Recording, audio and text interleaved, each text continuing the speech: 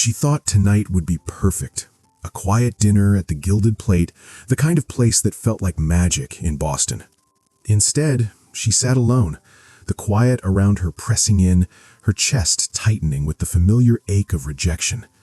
Maybe this was the moment her story would stop. Rejected, invisible, alone.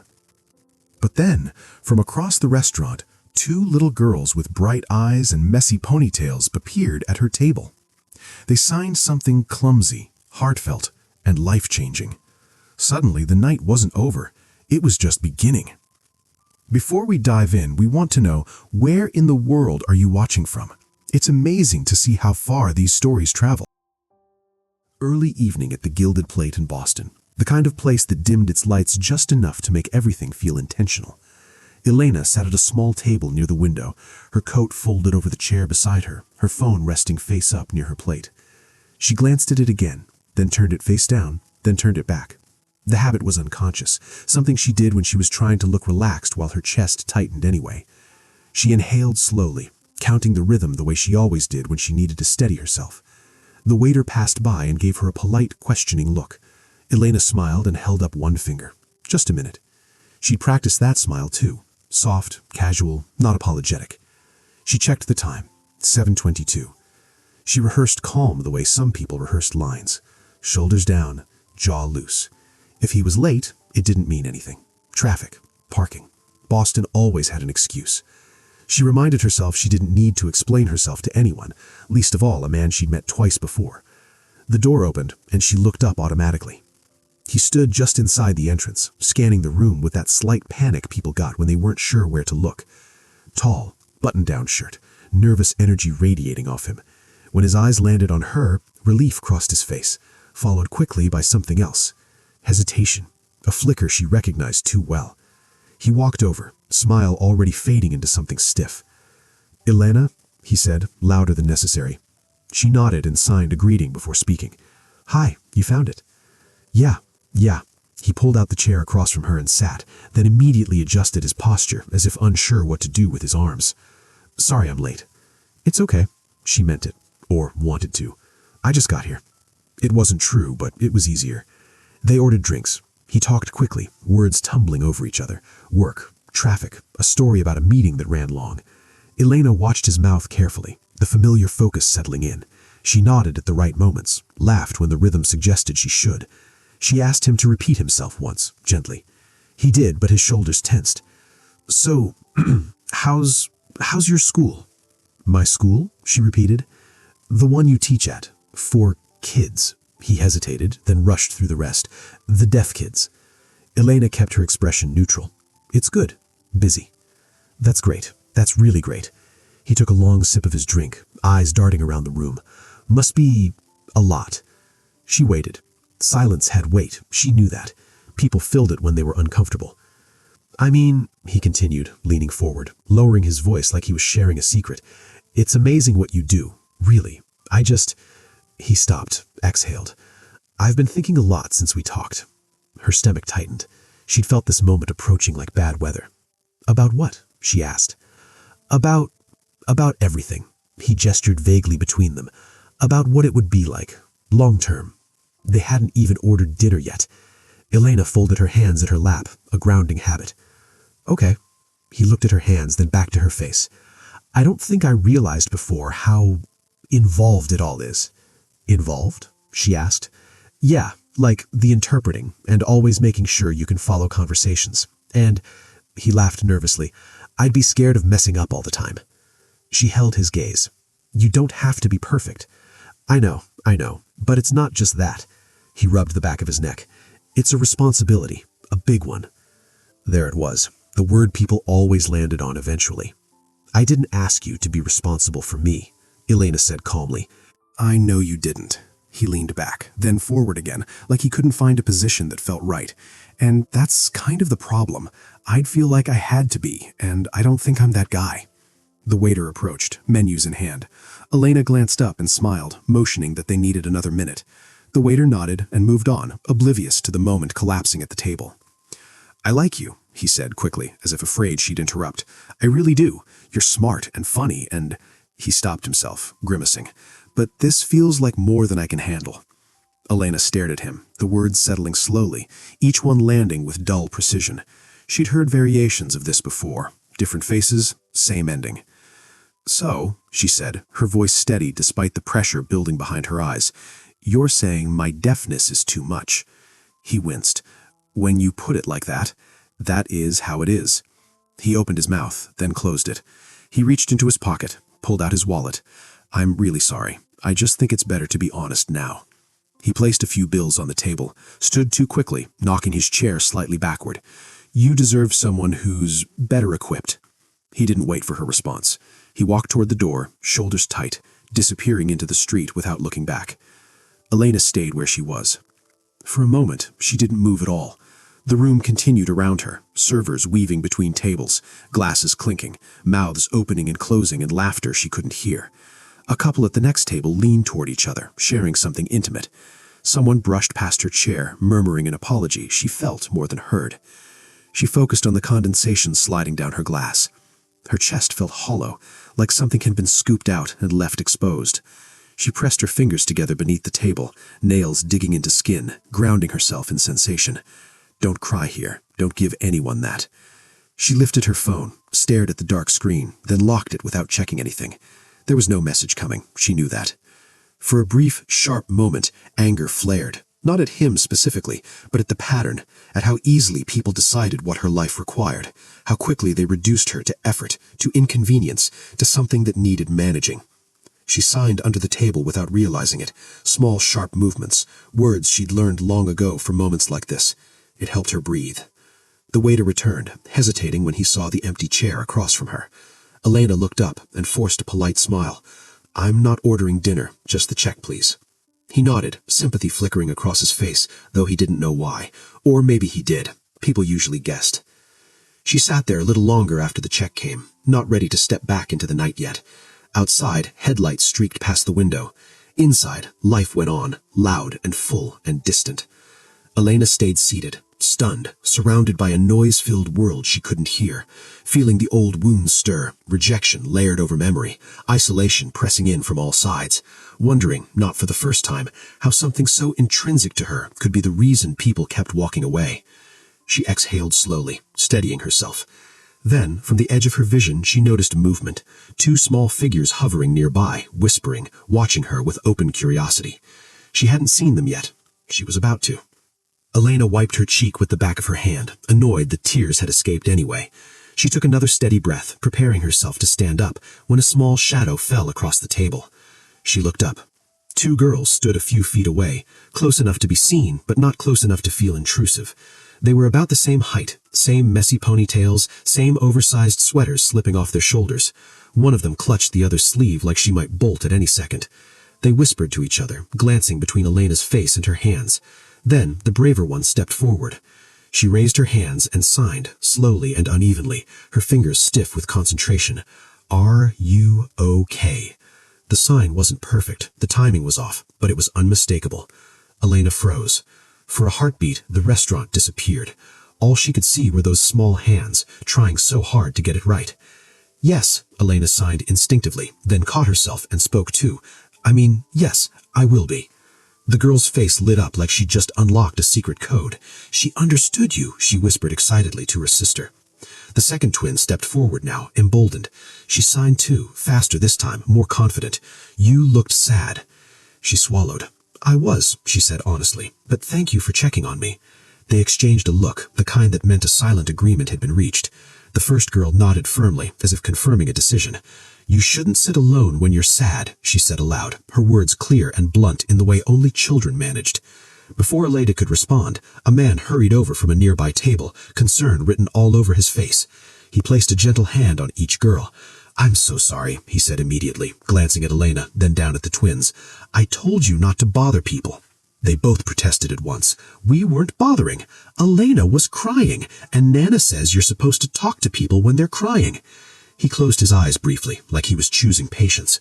Then he looked back at Elena, his expression softening. "I'm really sorry. They mean well. They just noticed things." Elena shook her head quickly. "It's okay. I'm glad they did." The man studied her face, as if making sure she truly meant it. He had kind eyes, tired but attentive, the kind that stayed alert even when he tried to relax. "They know some sign language," he explained, gesturing toward the girls. "My mom's deaf." The twins beamed at this, proud. "We're still learning," the second one said. "Nana says we're sloppy." "She says that about everyone," the first added. Elena smiled, something warm loosening in her chest. "You're doing great." Their father laughed quietly, a relieved sound. "I'm James." "Elena." "Well, Elena," he said, shifting his weight, clearly unsure how to proceed. "I don't want to intrude, but she should eat with us," one twin said decisively. James blinked. "What?" "She's sad," the other added, "and you said dinner's more fun when everyone's together." Elena raised her hand slightly. "That's really kind, but you don't have to." "Please," James said, surprising both of them. He hesitated, then continued more carefully. "You're welcome to join us, if you want, no pressure. I hate the idea of you sitting here alone." Elena stared at him, then at the girls, who were already smiling like they knew the answer. Her instinct was to refuse, to keep the walls intact, to go home and let the night end quietly. But something about the invitation felt different. Not pity, not obligation, just space being offered. She glanced at her empty chair across from her. Then she stood. "Okay," she said, her voice soft but certain. "I'd like that." The twins cheered quietly, as if they'd won something important. James smiled, genuine now. "Great, our table's this way." As Elena followed them across the restaurant, she felt it, the subtle but undeniable shift. The night wasn't over yet, and for the first time since she'd sat down at the gilded plate, she wasn't walking away alone. Their table was larger, tucked into a corner near the back where the light was warmer and the chairs were closer together. Plates were already scattered across it, half-eaten bread, a shared pasta dish, a glass of milk pushed dangerously close to the edge. It felt lived in, not staged. "This is Lily," James said, nodding to the twin who'd signed first. "And this is Sophia." "We're not identical," Sophia added immediately, pointing between them. "She eats all the strawberries." "That's because you hate them," Lily shot back. Elena laughed, the sound surprising her with how easy it came. She slid into the empty chair James pulled out for her, tucking her coat beneath it. James didn't announce anything or draw attention to her presence. He just shifted naturally, angling his body so she could see his face when he spoke, repeating things casually when the girls talked too fast, signing when it made more sense than words. There was no performative effort, no exaggerated patience, just accommodation, woven in like it had always been there. "So Elena teaches kids like Nana," Lily said proudly, between bites of pasta. "She talks with her hands all day." Elena raised her hands in mock surrender. "It's true, I'm exhausted by lunchtime." Sophia leaned closer. "Do your kids ever get in trouble?" "All the time." "What kind of trouble?" "The loud kind," Elena signed as she spoke, making both girls giggle. James watched the exchange, something unreadable crossing his face. Not surprise exactly, more like recognition. The conversation jumped from topic to topic the way family dinners did. School projects, a dog that refused to learn commands, a disastrous attempt at baking cookies the night before. Elena found herself leaning in, reading lips less and less because she didn't need to catch every word to feel included. At one point, James passed her the breadbasket and signed "more" without thinking. Elena met his eyes. He froze for half a second, then smiled like he just realized what he'd done. "Yes," she signed it back. "Please." They held the look a beat longer than necessary before both glanced away. The waiter stopped by, checking if everything was okay. James answered, then turned to Elena automatically. "He's asking if you want to order something." She shook her head. "I'm good. This is more than enough." "You sure?" he asked. She nodded. "I like this." And she did. The messiness of it, the shared plates, the interruptions, no one trying too hard. "So," James said eventually, wiping his hands on his napkin, "how long have you been teaching?" 7 years. I love it, even on the hard days." "What made you choose it?" She hesitated, then shrugged lightly. "It felt right. I didn't have many deaf adults around me growing up. I wanted my students to see someone who understood them." James nodded slowly, absorbing that. Lily tilted her head. "Why don't you have a husband?" James winced. "Lily." "It's okay," Elena said quickly. "That's a fair question." She glanced at James, then back at the girls. "I was engaged once, a long time ago." They went quiet, instinctively sensing a boundary. Sophia picked at her food, suddenly fascinated by her fork. James cleared his throat. "Their mom passed away," he said gently, the words simple, unadorned. "A few years ago." Elena looked at him, truly looked. The tired eyes, the careful steadiness, the way he stayed anchored to the girls without hovering. "I'm sorry," she said, signing the words as she spoke. He nodded. "Thank you." There was no heaviness after that, no awkward scramble to change the subject. The truth settled between them, acknowledged and respected. Dessert arrived, one shared slice of cake and 3 forks. The twins argued over who got the last bite.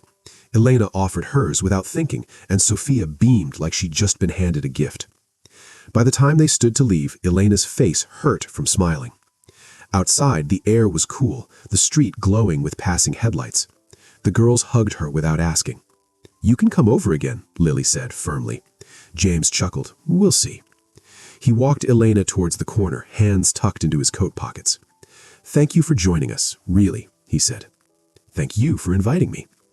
There was a pause, the kind that hovered, waiting to be filled. "Maybe," he said carefully, "we could do this again sometime, all of us." Elena smiled. "I'd like that." He pulled out his phone. "Can I?" She nodded. They exchanged numbers under the streetlight, an ordinary action that felt quietly significant. As Elena walked away, she glanced back once. James was still watching her, one arm around each girl. For the first time that night, the rejection felt distant, already losing its grip. Sunday evening came faster than Elena expected. She stood outside James's house just before 6, double-checking the address on her phone even though she knew it was right. The place was modest, a narrow 2-story with a small front porch and a wind chime tapping softly against the frame. Through the front window, she could see movement, shadows crossing, lights flicking on and off. A lived-in house. She lifted her hand to knock, then paused, suddenly aware of how long it had been since she'd been invited into someone else's family space. The door opened before she touched it. "Elena," James said, smiling like he was genuinely glad she'd come. "Right on time." Behind him, the twins appeared instantly. "She came," announced Sophia. "Told you she would," Lily said, already reaching for Elena's hand and tugging her inside. The house smelled like garlic and something sweet baking. Shoes were scattered near the door. A jacket hung half-fallen off a hook. The walls were lined with photos, school pictures, candid snapshots, moments frozen mid-laugh. Elena noticed there was space where something had been removed, lighter rectangles on the paint where frames used to hang. "She's here," Lily shouted toward the kitchen. A woman stepped into view, wiping her hands on a towel. She was older, silver hair pulled back neatly, posture straight despite her age. Her eyes went straight to Elena's hands, then to her face. Without hesitation, she signed, fluid and confident. "You must be Elena." Elena's breath caught. She signed back just as smoothly. "You must be Irene. It's very nice to meet you." Irene's face softened immediately. She reached out and squeezed Elena's hands, firm and warm. Finally, she signed with a grin, "Someone who doesn't make my son panic." "Mom," James said, half laughing, half pleading. Irene waved him off and kept her attention on Elena.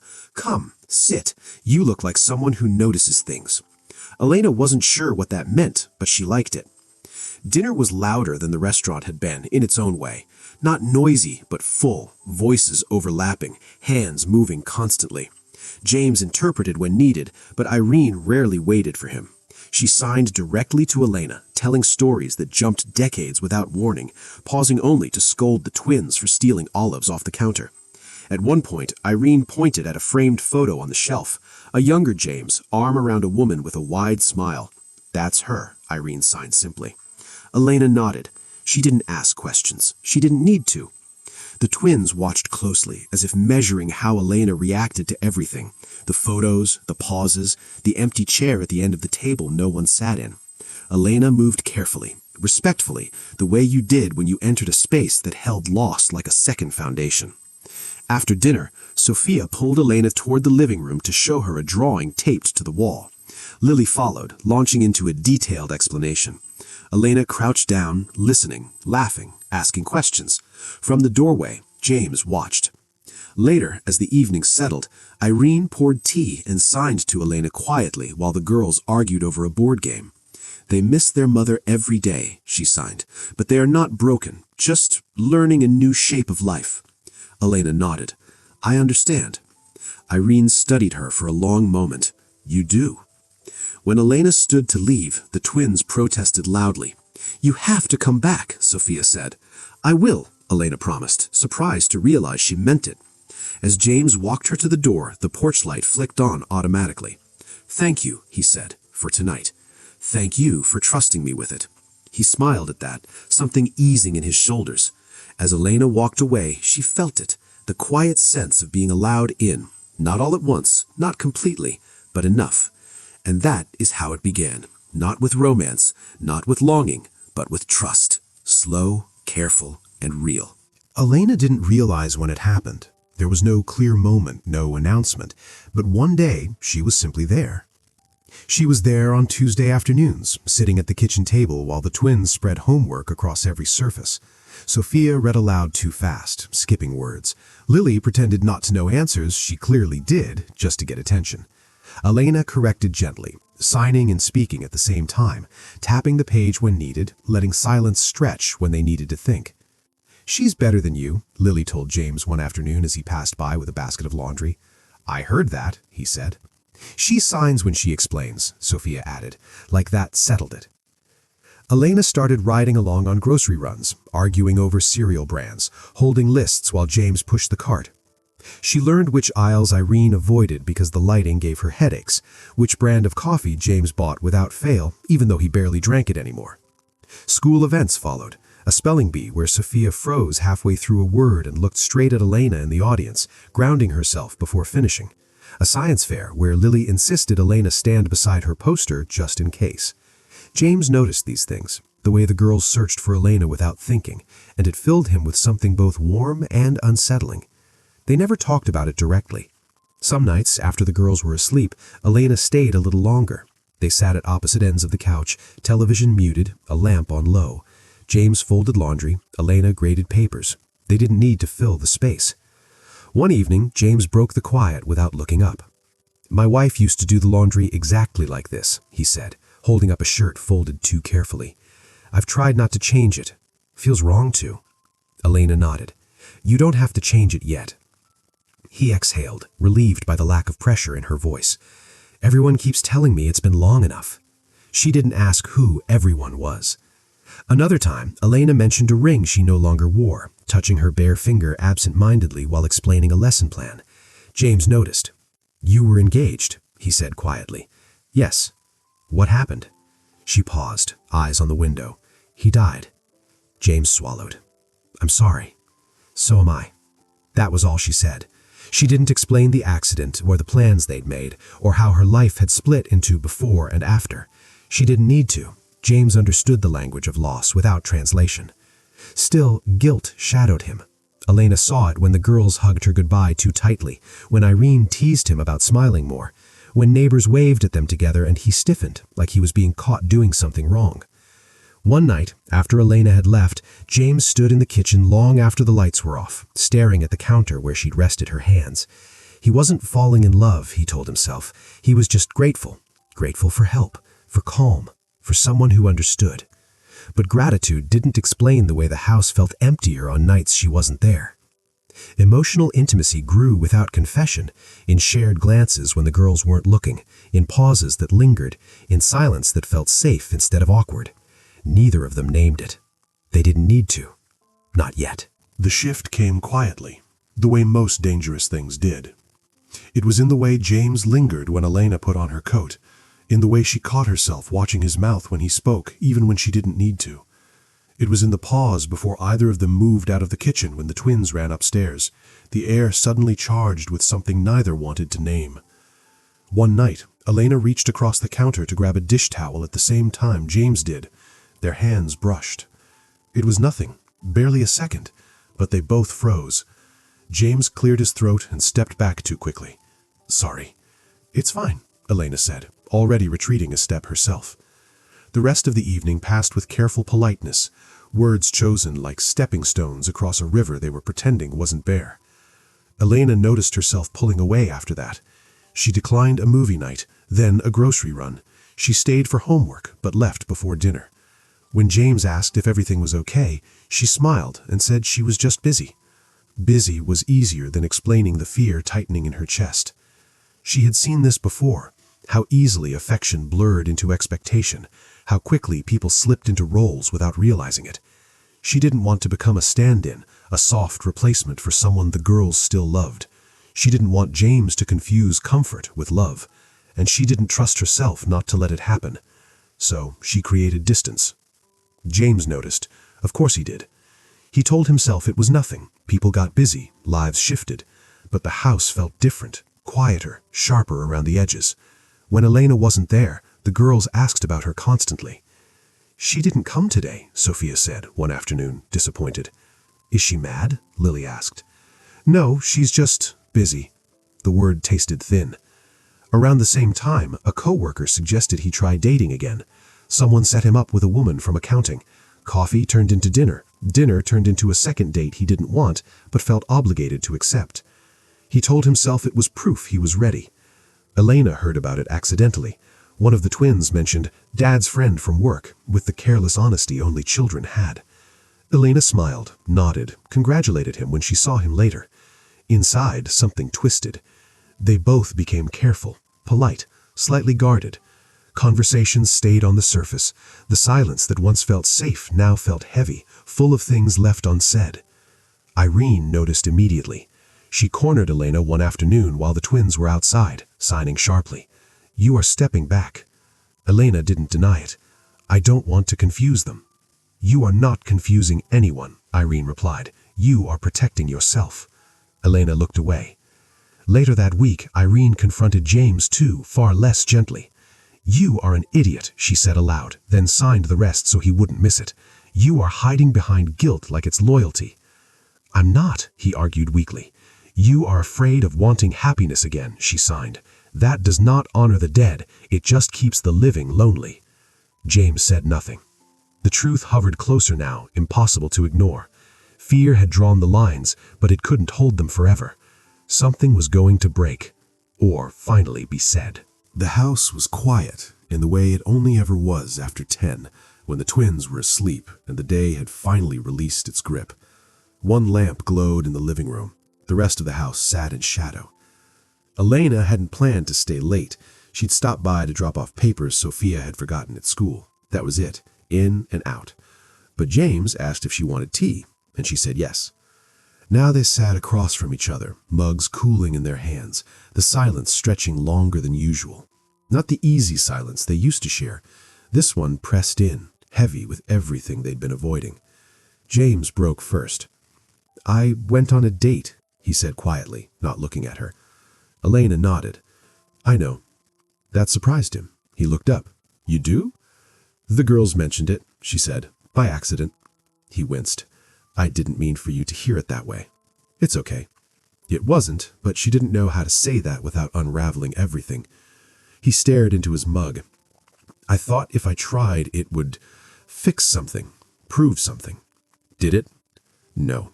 He let out a breath that sounded like defeat. "It just made me miss you." The words hung between them, fragile and exposed. Elena's hands tightened around her mug. "That's why I pulled back," she admitted, "because I could feel myself wanting more, and I don't trust that want." James looked at her fully now. "Why?" "Because I don't want to be a replacement," she said, the words coming faster once they started. "For her, for what the girls lost. I don't want you waking up one day and realizing you confused comfort with love."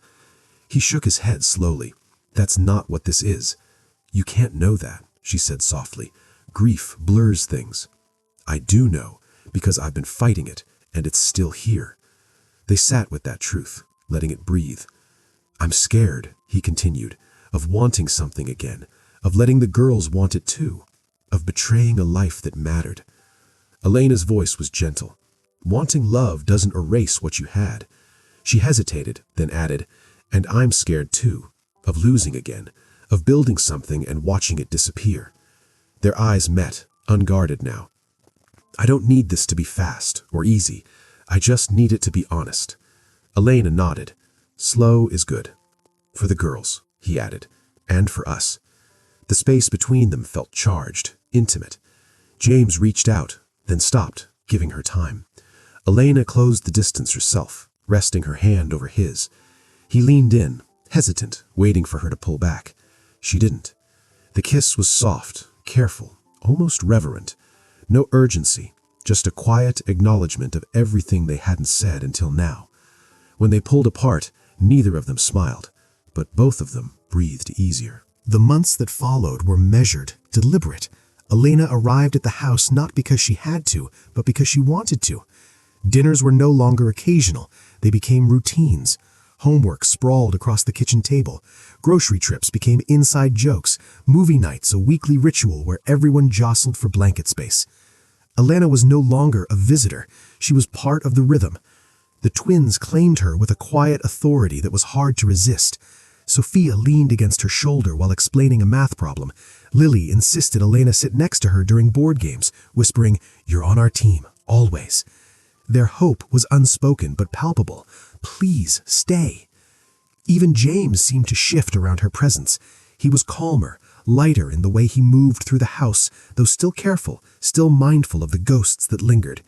There were no dramatic confessions, no grand gestures, just ordinary life, shared and steady, layered with quiet affection that neither of them dared to fully name in front of the children. Then came the letter. It arrived in the morning mail, folded neatly in an envelope with gold-embossed lettering. Elena recognized the stationery immediately, Harbor Crest Academy. She tore it open with fingers trembling slightly, scanning the page. A teaching position, full-time, tenured, with opportunities to lead programs for deaf children statewide. Everything she had dreamed about when she first imagined her future. The kind of job that demanded travel, evenings away, relocation. The kind of opportunity that could change the trajectory of her career. Her heart raced. Excitement, fear, anticipation, and guilt tangled together. She read the letter again, tracing the lines with her fingertip. Then she folded it back, staring out the window. The street below was quiet, the twins playing on the porch, James watering the plants. Her life here was immediate, tangible, rooted. She brought it to James that evening, setting the letter on the counter while the twins argued over who would get the last cookie. "I got this today," she said softly, trying to keep her voice steady.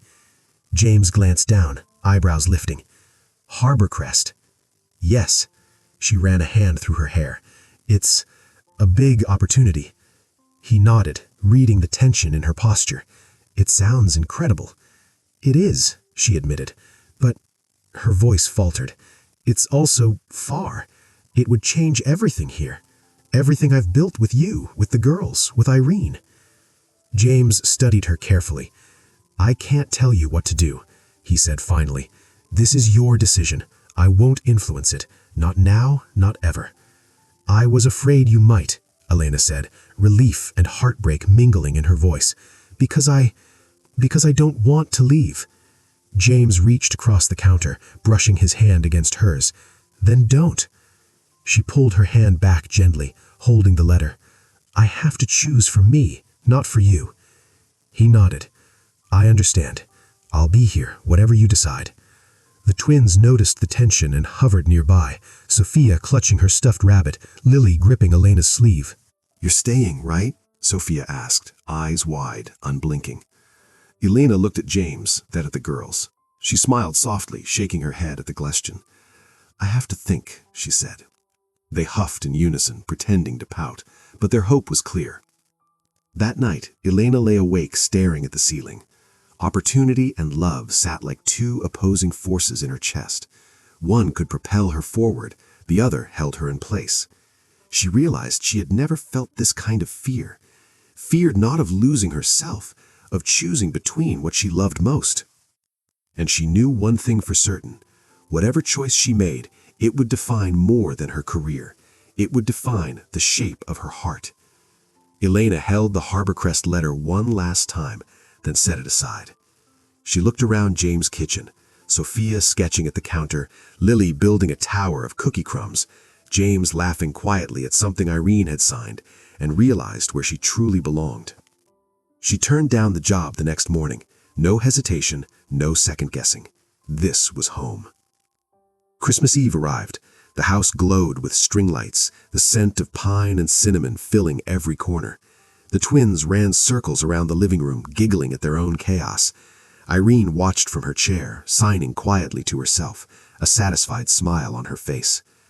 James took Elena's hands in his. "There's something I've wanted to ask," he said softly. Then he signed, slowly, deliberately, "Will you marry me?"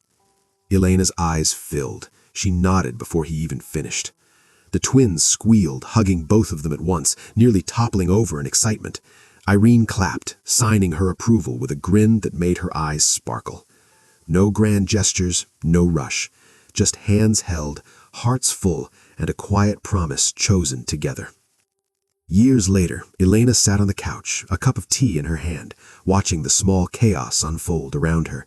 Sunlight streamed through the kitchen window, catching the dust in golden streaks. The twins were sprawled on the floor, giggling and signing to each other faster than anyone else could follow. Their voices mixed with the low hum of the dishwasher, James calling from the counter for someone to set the table, and the soft cooing of a baby in the bouncer nearby. Their son, a chubby little boy with dark curls, reached for Elena's hand, pulling her toward him with unsteady determination. She laughed, picking him up, holding him close, feeling the warmth and weight of her little family. James walked in, brushing flour off his hands from some kitchen project the twins had dragged him into, and smiled at her. No words were needed. They shared a look, one born from years of trust, shared grief, patience, and love. Elena's eyes drifted across the room, the twins signing back and forth without thinking, the baby cooing, Irene visiting in the next room, the walls filled with photos, the ordinary chaos of a family alive and messy. For the first time, she truly understood. Her deafness had never been a barrier. It had been part of the life she had built, part of the connection that brought them all together. The day moved on, imperfect and loud, and she wouldn't have it any other way. Quietly, she rested her head against James's shoulder and smiled. Home wasn't perfect, it wasn't flawless, but it was full. It was hers, and that was enough. And that's how Elena's heartbreak turned into a home filled with laughter, love, and belonging. A life she never imagined, built from trust, patience, and the courage to open her heart again. If this story touched you, don't forget to like, share, and subscribe to Soul Strength Stories for more tales of hope, love, and the strength we all carry inside.